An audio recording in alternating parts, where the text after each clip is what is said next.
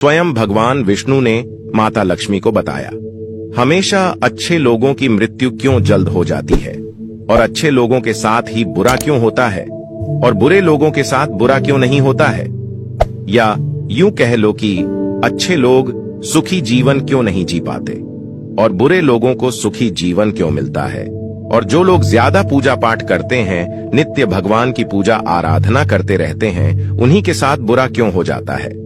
दोस्तों, एक बार की बात है, भगवान श्री हरि विष्णु आकाश लोक पर विश्राम कर रहे थे। तभी वहां पर माता लक्ष्मी पृथ्वी लोक का भ्रमण करके पहुंच जाती है। माता लक्ष्मी को देखकर भगवान श्री हरि विष्णु कहते हैं, आइए प्रीतम, आपका स्वागत है, आप कहां का भ्रमण कर रही थी। तब माता लक्ष्मी कहती है, हे स्वामी, मैं अभी अभी पृथ्वी लोक का भ्रमण करके आ रही हूं।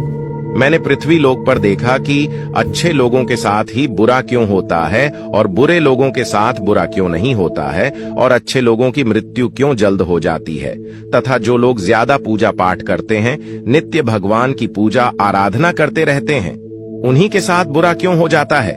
हे प्रभु, यह सब प्रश्न हमारे मन में चल रहे हैं, अतः हमारे मन को शांत करने के लिए हमें इन प्रश्नों से अवगत कराए। तब भगवान श्री हरि विष्णु माता लक्ष्मी से कहते हैं, हे प्रीतम, आज आपने बहुत उत्तम प्रश्न किया है। इस प्रश्न में संसार का कल्याण छुपा हुआ है, और महे इस प्रश्न को आपको बताने से पहले पृथ्वी लोक पर चलना पड़ेगा। तब माता लक्ष्मी कहती हैं, हे प्रभु, चलिए और अति शीघ्र चलिए। मेरे मन में इन सभी प्रश्नों के उत्तर जानने की उत्सुकता बढ़ रही है। तब दोस्तों, आकाश लोक से भगवान विष्णु और माता लक्ष्मी पृथ्वी लोक पर आते हैं, जहां पर एक बहुत सुंदर सा गार्डन होता है।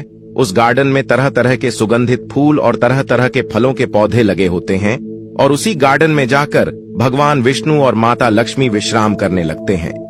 तभी भगवान विष्णु कहते हैं, हे प्रीतम, अब हम आपको आपके सभी प्रश्नों के उत्तर एक कथा के माध्यम से देते हैं, जिसको सुनने के बाद आपके आपको सभी प्रश्नों के उत्तर मिल जाएंगे। और भगवान विष्णु कहते हैं, जो मनुष्य इस कथा को मन और ध्यान लगाकर सुनता है, इसे मोक्ष की प्राप्ति होती है। तभी माता लक्ष्मी कहती हैं, हे प्रभु, आप कथा को आरंभ करिए, मैं मन और ध्यान लगाकर सुनेगी। दोस्तों, फिर भगवान विष्णु माता लक्ष्मी को कथा सुनना आरंभ करते हैं। दोस्तों, तो चलिए अब कथा को सुनते हैं। दोस्तों, भगवान विष्णु माता लक्ष्मी से कहते हैं, हे प्रथम, पौराणिक काल की बात है। एक बहुत ही अत्यंत सुंदर नगर था। उस नगर में श्याम और सोहन नाम के दो व्यक्ति रहते थे, जिसमें से श्याम एक बहुत धनवान व्यापारी था, और वह धनवान होने के साथ ही साथ पूजा पाठ और भगवान की भक्ति में बहुत विश्वास रखता था। वह प्रतिदिन नित्य भगवान की पूजा आराधना करने के लिए मंदिर जाता था, और वह प्रतिदिन दीनहीन तथा दुखिहारी गरीबों में कुछ न कुछ बांटता रहता था। दोस्तों, भगवान श्री हरि विष्णु माता लक्ष्मी से कहते हैं, हे प्रीतम, वहीं दूसरी ओर सोहन एक चोर था। वह भी प्रतिदिन मंदिर जाता था, लेकिन वह मंदिर पूजा पाठ करने के इरादे से नहीं जाता था, बल्कि मंदिर से धन चुराने के लिए जाता था। भगवान विष्णु आगे कहते हैं, उसे पूजा पाठ दान धर्म से कोई लेना देना नहीं था, वह सिर्फ मंदिर में चोरी करने के लिए जाता था। फिर भगवान विष्णु कहते हैं, इसी तरह से कई वर्ष गुजर गए।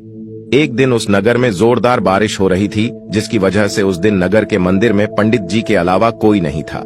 यह बात जब सोहन को पता चली, तो उसके मन में ख्याल आया कि यही सही मौका है मंदिर के सारे धन को चुराने का। भगवान विष्णु कहते हैं कि वह उसी तेज बारिश में ही मंदिर में पहुंचकर सोहन ने पंडित जी से छुपकर मंदिर का सारा सोना, चांदी, गहने, जेवरात चुरा लिए, और वह बड़ी ही प्रसन्नता से मंदिर से निकला। तभी उसी समय अचानक ही मंदिर में वह दान धर्म में विश्वास रखने वाला श्याम नाम का व्यापारी पहुंच जाता है, और उसने मंदिर में पहुंचकर भगवान के दर्शन किए। भगवान विष्णु आगे कहते हैं, हे प्रथम, लेकिन दुर्भाग्यवश मंदिर के उस पुजारी ने उस व्यापारी को ही चोर समझ लिया और जोर जोर से शोर मचाने लगा। पुजारी के जोर जोर से शोर मचाने की वजह से मंदिर के पास लोगों की भीड़ जमा हो गई, और सभी पुजारी की बातों में आकर श्याम नाम के व्यापारी को चोर समझने लगे और उसे अपशब्द कहकर अपमानित करने लगे। मित्रों, फिर भगवान विष्णु कहते हैं, यह देखकर श्याम बहुत ही आश्चर्यचकित हो गया और उसे समझ नहीं आ रहा था कि उसने ऐसा क्या कर दिया है और उसके साथ ऐसा क्यों हो रहा है। भगवान विष्णु माता